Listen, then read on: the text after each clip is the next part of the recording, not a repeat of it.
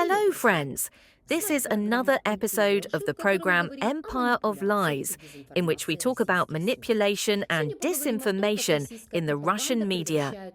Laughter as a weapon, how Solovyov turns the NATO threat into a farce.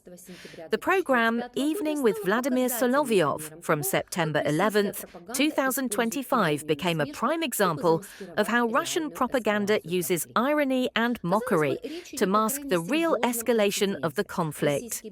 It would seem that we are talking about an extremely serious incident. Russian drones entered the airspace of Poland, a NATO ally.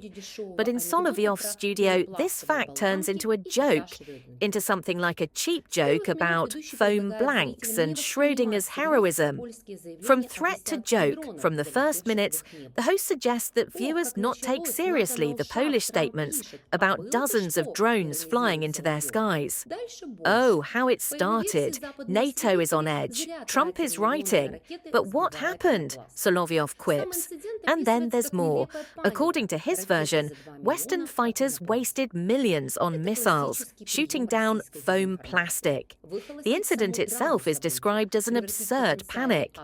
2 million missiles at foam plastic.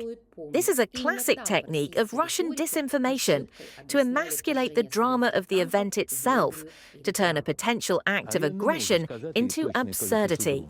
And I don't know, were there 10 of them or 20, and I don't know. And Merz also looked at it that way and said it seems Alice kaput. He said our air defense is Alice Chaser.